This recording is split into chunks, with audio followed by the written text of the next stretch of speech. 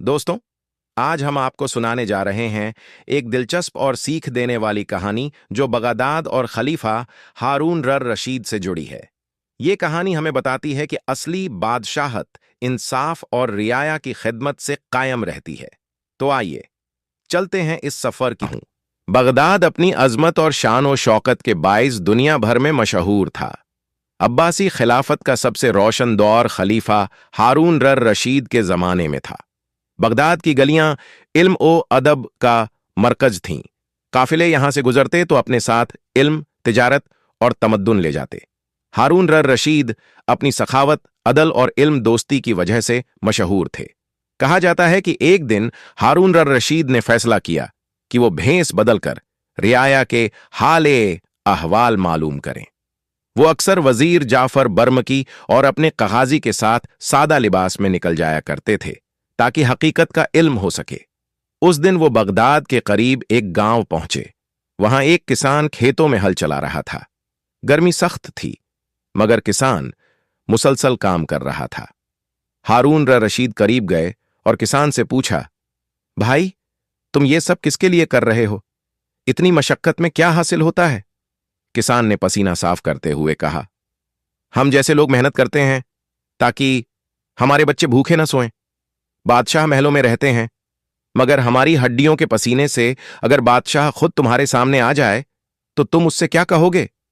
किसान ने हल रोकते हुए कहा, मैं उससे कहूंगा कि ऐ बादशाह, इंसाफ कर, रियाया की हालत देख और जमीन पर ऐसा हुक्मरान बन जो लोगों को भूखा न देखे। हारून रशीद मुस्कुरा दिए। उन्होंने किसान से कहा, अगर इंसाफ न हो तो क्या होता है? किसान ने जवाब दिया, फिर सल्तनत टूट जाती है। जुल्म कभी नहीं चलता। जमीन सब कुछ याद रखती है और वक्त आने पर हिसाब चुका देती है। हारून रशीद ने किसान को कुछ सिक्के देने चाहे, मगर किसान ने लेने से इनकार कर दिया। उसने कहा, मैं मेहनत से कमाता हूं, मुझे हलाल रिज्क अजीज है, न कि बादशाहों के सिक्के। ये सुनकर हारून रशीद खामोश रहे। उन्होंने वापस महल आकर हुक्म दिया कि इस किसान को बुलाकर लाया जाए। अगले दिन किसान को दरबार में बुलाया गया। जब किसान ने देखा कि वही शख्स बादशाह है तो वो हैरान रह गया। लेकिन हारून रशीद ने आगे बढ़कर कहा, ऐ किसान, तुमने मुझे सच कहा और सच कड़वा होता है, मगर यही सच हुक्मरान को असल बादशाह बनाता है। आज से तुम मेरे झाती मशीरों में शामिल हो, क्योंकि रियाया की जुबान ही असल आईना है। हारून रशीद के जमाने में एक और मशहूर रिवायत है कि वो आसमान की तरफ देखकर दुआ करते थे, है अल्लाह, मुझे इस हाल में न मारना जब मैं जुल्म करूं या किसी मजलूम के आंसू मेरे सबब बहें। उनका यह उसूल था कि अगर किसी बाजार में एक चरागाह जल रहा हो तो उसका खर्च बैतुल माल से आएगा, लेकिन अगर जाती काम के लिए चरागाह जलाया जाए तो वो अपने पैसे से जलाएंगे। ये उसूल इतना सख्त था कि वजीर भी जाती काम के वक्त बैतुल माल की रोशनाई इस्तेमाल नहीं करते थे।